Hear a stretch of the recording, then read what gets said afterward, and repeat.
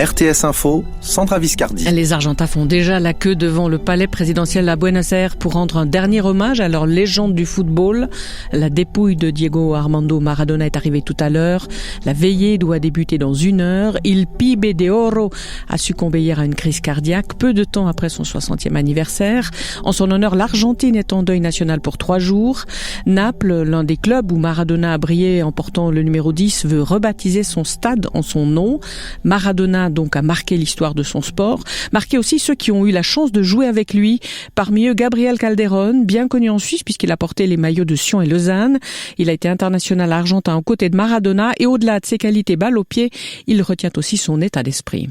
C'était toujours un super compagnon, très solidaire, beaucoup d'humilité, un gagnant et une bonne personne. Et lui, il avait toutes ses qualités à part d'être un phénomène.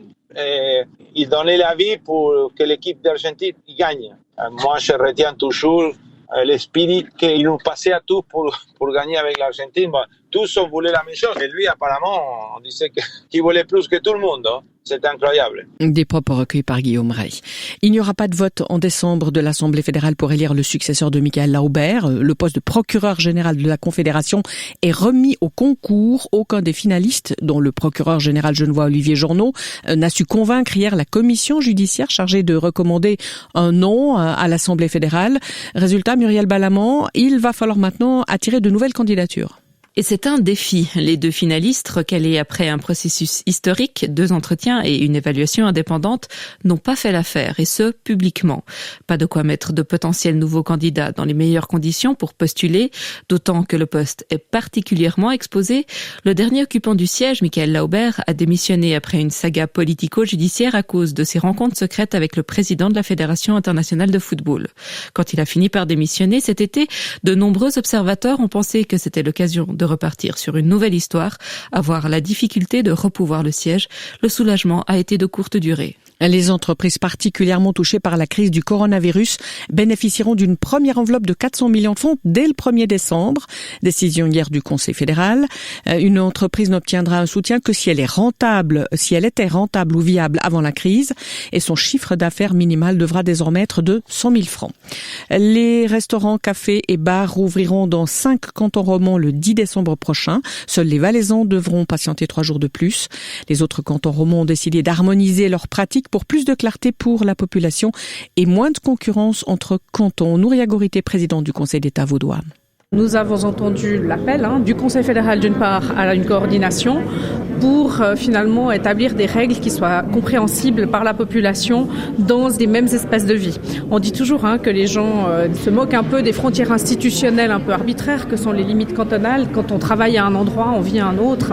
Et donc on a vu que finalement l'ouverture de commerce ici ou de coiffeurs là ou de restaurants là, au fond amène de la circulation de personnes. Et donc nous souhaitions pouvoir éviter cette circulation, raison pour laquelle il est apparu, indispensable d'avoir à la fois une coordination pour la bonne compréhension des règles et d'autre part pour qu'on évite cette circulation de flux de personnes durant cette période de fête de fin d'année. Des propos recueillis par Virginie Gerhardt. Et les commerces non essentiels à Genève pourront rouvrir dès samedi. Les musées vaudois dès le 1er décembre. C'est aussi à cette date que les visites dans les EMS fribourgeois seront à nouveau possibles. Et Vaud va autoriser de se réunir à plus de 10 pour fêter Noël et Nouvel An, mais pas avant ni après. Et la Suisse pourrait être la seule à skier pendant les fêtes. L'Allemagne cherche à obtenir de la Commission européenne une interdiction des séjours de ski avant le 10 janvier pour éviter les contaminations comme celle de l'hiver dernier. L'auteur de l'attentat du grand magasin de Lugano avait voulu se rendre en Syrie en 2017, mais elle a été arrêtée à la frontière turco-syrienne. La police fédérale qui enquête indique aussi que la jeune femme souffre de problèmes psychologiques. En fait, dans le djihadisme, les femmes ne sont pas seulement reléguées au rôle de mère et d'épouse. Céline Martelet, journaliste, enquête depuis des années en Europe et en Syrie sur la place des femmes dans l'État islamique.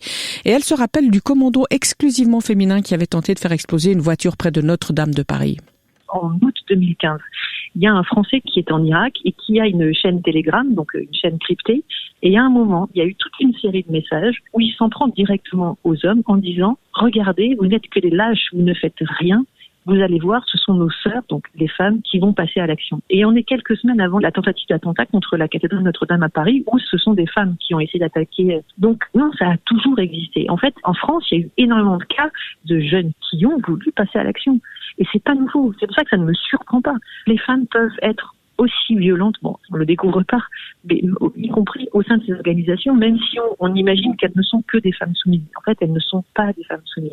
Des propos recueillis par Rémi Gremont. Football en Super League, défaite pour Lausanne, battu 2-1 à Bâle. Le FC Sion, lui, a remporté sa première victoire de la saison en battant Servette 2-0. Et puis la Suisse devrait rester dans le groupe A de la Ligue des Nations. L'UEFA lui a donné la victoire par forfait après que son match contre l'Ukraine ait été annulé pour cause de coronavirus chez les Ukrainiens. Mais Kiev va recourir au tribunal arbitral du sport. Le stratus du plateau peinera à se déchirer. Ailleurs du soleil avec parfois des nuages denses sur le Jura. Il gèle ce matin. 5 degrés cet après-midi sous la Nasse, 10 au soleil. Même menu pour ce week-end, mais il y aura en plus un peu de bise.